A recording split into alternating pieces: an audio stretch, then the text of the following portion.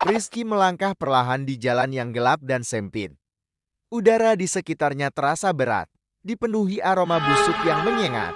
Suara-suara jeritan memekakan telinga, membuat bulu kuduknya berdiri. Ia tidak tahu di mana ini, atau bagaimana ia bisa sampai di sini.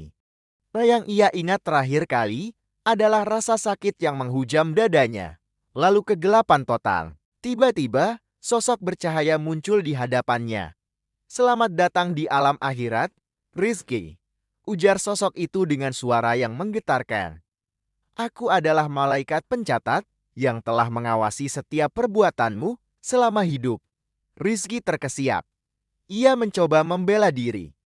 "Tapi aku hanya melakukan apa yang perlu kulakukan untuk bertahan hidup.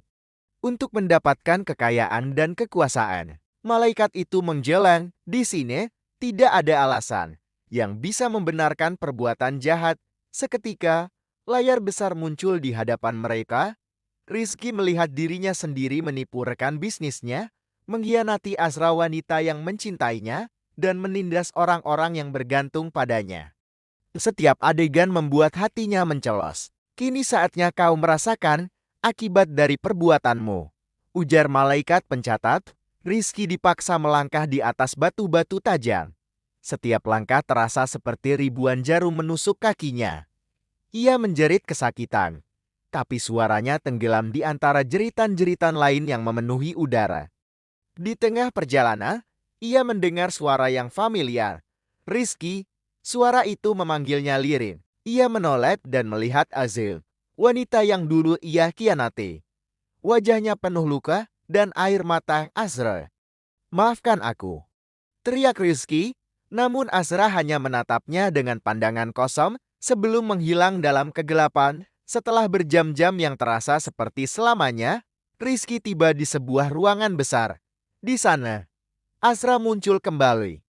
Kali ini dalam wujud malaikat yang bercahaya. "Tidak ada yang bisa lolos dari balasan perbuatan buruk di dunia, Rizky," ujar Azra. "Kini kau akan merasakan semua penderitaan yang telah kau timbulkan." Dalam sekejap, Rizky merasakan sakit yang tak terbayangkan. Ia bisa merasakan kepedihan hati Azra saat dikhianati. Keputusasaan rekan bisnisnya yang bangkrut karena tipu muslihatnya, dan penderitaan orang-orang yang ia tindas. Rasa sakit itu menghujam setiap inci tubuh dan jiwanya. Rizky menjerit, memohon ampun. Namun terlambat. Ia kini terperangkap dalam lingkaran karma yang tak berujung.